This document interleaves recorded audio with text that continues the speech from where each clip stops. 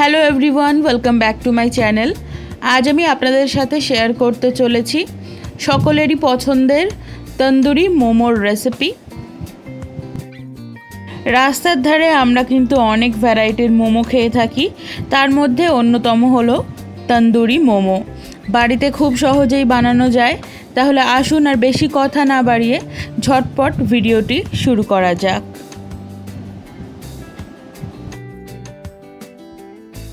প্রথমেই আমাদের লাগছে মোমো।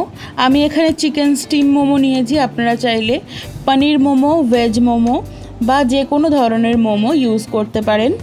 মোমোর রেসিপি আমি অলরেডি শেয়ার করে দিয়েছি, তাই জন্য অযথা ভিডিওটি আর বড় করছি না। ডেসক্রিপশন বক্সে লিংক দেওয়া আছে, আপনারা দেখে নিতে পারেন। এখন আমি ফ্রাইং প্যানের মধ্যে কিছুটা তেল গরম করে নিয়েছি।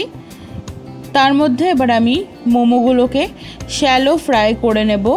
আপনারা চাইলে ডিপ ফ্রাইও কিন্তু করতে পারেন।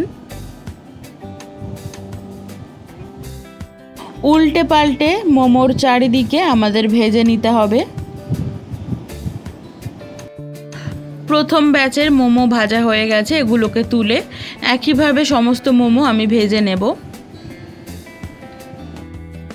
এবার আমি তন্দুরি ম্যারিনেশনটা তৈরি করব। তার জন্য একটা বোলের মধ্যে আমি নিচ্ছি হাফ কাপ জল ঝরানো টক দই। তার মধ্যে দেব স্বাদ অনুসারে লবণ, সামান্য একটু বিট লবণ, দিয়ে দেব জিরের গুঁড়ো হাফ চা চামচ, ঝাল লাল লঙ্কার গুঁড়ো হাফ চা চামচ, তারপর দিয়ে দিচ্ছি গরম মশলার গুঁড়ো হাফ চা চামচ, হাফ চা চামচের মতো কসৌরি মেথি, আদা রসুন বাটা দিচ্ছি 1 চা চামচ, দিয়ে দেব অর্ধেক পাতি লেবুর রস,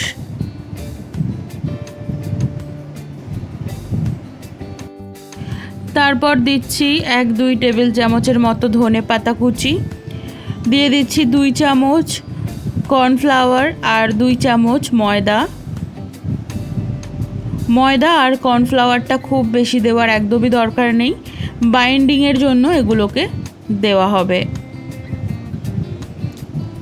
সামান্য একটু রেড ফুড কালার দিচ্ছি, একদমই অপশনাল, বাদ দিতেও পারেন। এবার আমরা সমস্ত কিছু একসাথে ভালো করে মিশিয়ে নেব।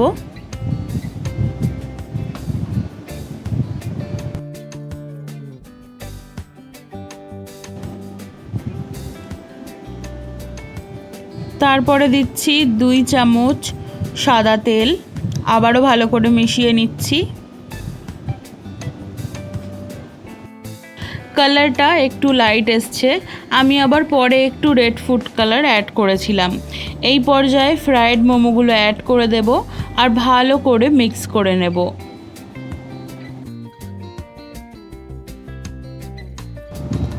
এইবার আপনারা কালারটা দেখতে পাচ্ছেন, আমি পরে কিন্তু একটু ফুড কালার আরও অ্যাড করেছি, তবে এটা একদমই অপশনাল।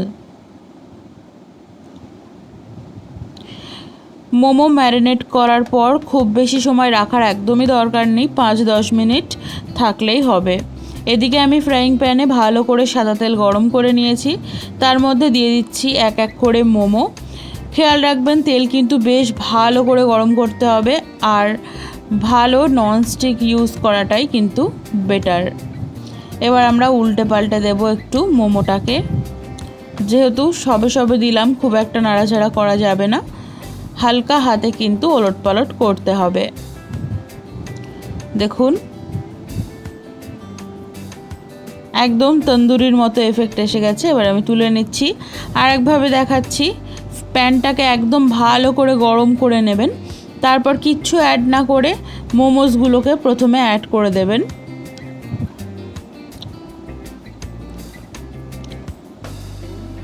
তারপরে এখানে দিতে হবে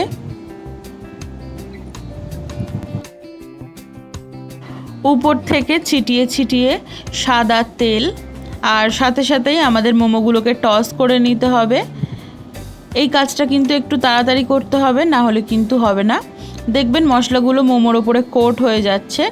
আবারও বলছি, ননস্টিক ব্যবহার করবেন, তাহলে কিন্তু ভীষণই ভালো হবে। আমার এই প্যানটা খুব বেশি আর ননস্টিক নেই, নিচে একটু লেগেই যায়, তার জন্য একটু প্রবলেম হচ্ছে। এরকমভাবেই আমরা বানিয়ে নিয়েছি তন্দুরি মোমো। আপনারা চাইলে ওটিজিতে বানাতে পারেন। আজ আমি প্যানেই দেখালাম, কারণ অনেকেই বলে যে কিভাবে গ্যাসে বানাবো সেটা দেখান, সেজন্য আমি আর ওটিজি ব্যবহার করিনি। আর এই যে তিলের চাটনিটা দেখতে পাচ্ছেন, ভীষণই টেস্টি। আমার ভেজ মোমোর রেসিপির ভিডিওতে কিন্তু শেয়ার করা আছে, অবশ্যই ট্রাই করবেন একবার, সকলের ভীষণই পছন্দ হবে। আশা করছি আজকের রেসিপি ভালো লেগেছে। ভালো লাগলে অবশ্যই বাড়িতে ট্রাই করবেন আর আমাকে জানাবেন কেমন লাগলো। আজকের মতো এই পর্যন্ত, আবার আসবো খুব তাড়াতাড়ি আরও একটি নতুন ভিডিও নিয়ে। ভালো থাকবেন। আমার ভিডিওটি দেখার জন্য অনেক অনেক ধন্যবাদ। নমস্কার।